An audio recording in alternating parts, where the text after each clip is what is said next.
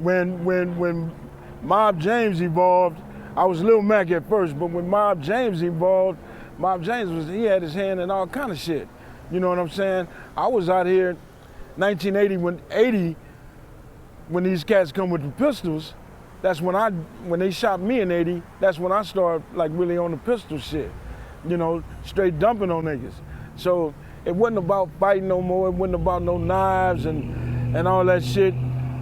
I used to carry a half a bat. I threw that motherfucker away and got me a pistol. And it's all about pistols the whole time. So it changed the game. And then the cocaine came and all that shit in the 80s. So it was on.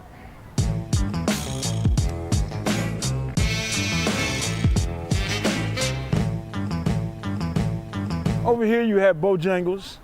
You had Marcus Nunn right over here across the street. You know, the park was the hangout at that time, you know, up under the headquarters.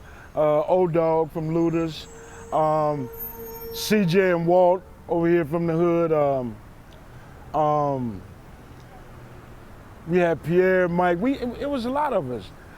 Looking up to him, okay, yeah, I ain't never looked up to no man, but those are the guys that I fuck with and learn from. The mob was really started hitting, like I said, 79, 80.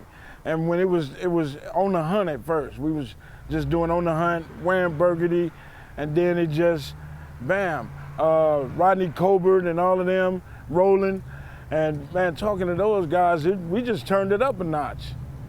We just turned it up. I mean, they was already the big homies. So now we doing the pistol thing. Now it's drive-bys. Now we out walking to niggas' neighborhoods and riding bikes to niggas' neighborhood. We just gangbanging. Our main rival was Santana, right up the street here. Off of Rosecrans and Santa Fe, Baby Gangsta and all those cats. And Twin them. So our whole thing was, I mean, they the Crips, we Bloods, let's go get at them. You know what I'm saying? We had little problems with Kelly Park, not too much South Side, but mainly the Santanas, because they were closer and they was the ones actually with the business at the time.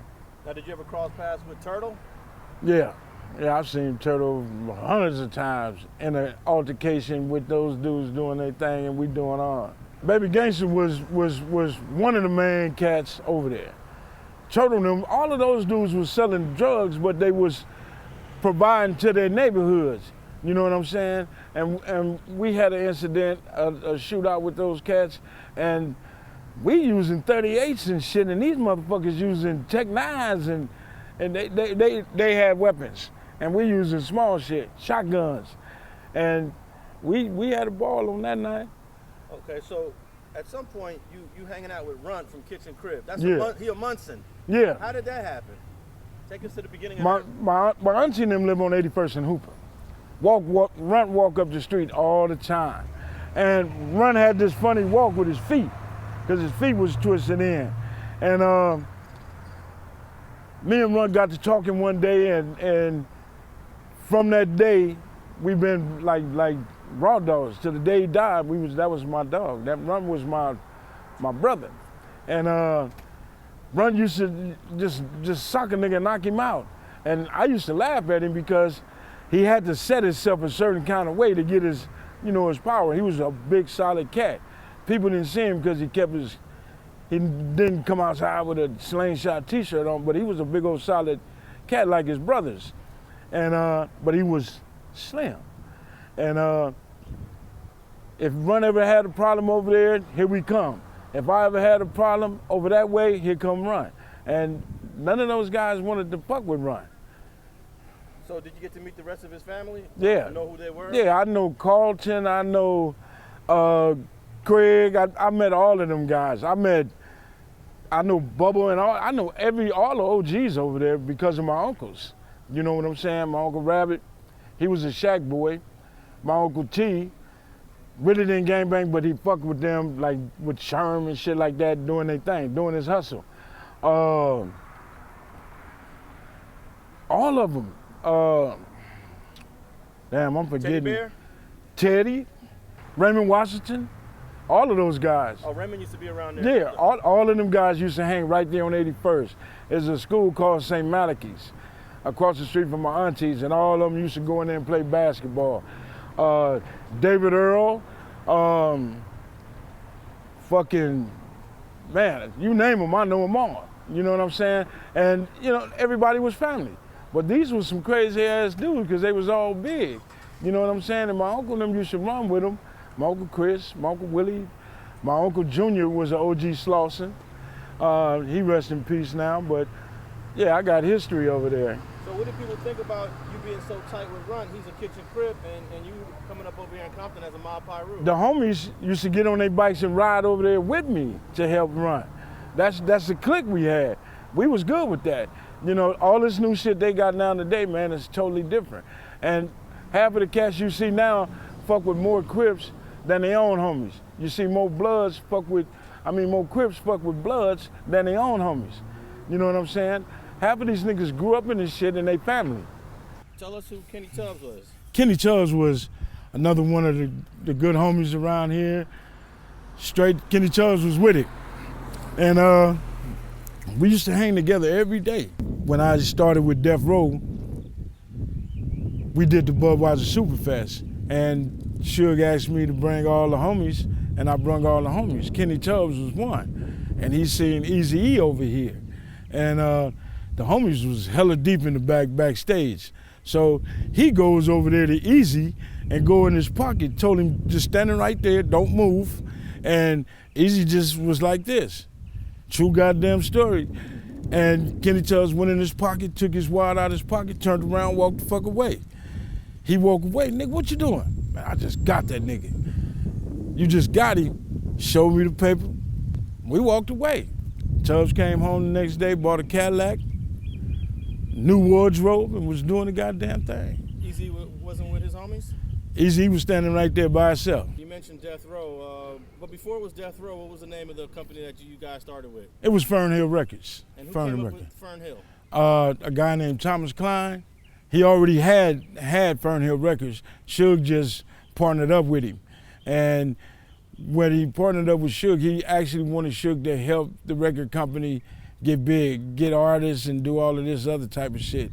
So Suge hired us as bodyguards. When I first got out of prison in '88, he came and got me. And we started doing the Budweiser Superfest, and then it turned into, he met Tom Klein. From there, we all went with him to Fernhill Records.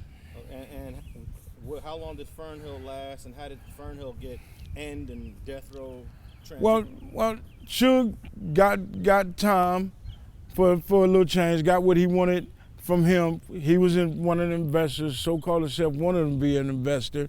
And like all the other guys that was pitching in, DOC, Dr. Dre and all of them, to build Death Row. So now he's off of Fernhill Records, so wherever Suge went, we all just followed Suge to where he was going.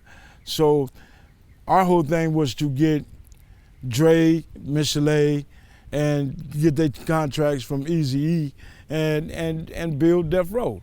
So Suge knew he wanted Dre, so one day we had to go to Ruthless Records and get Dr. Dre and Michelet contracts. So we did.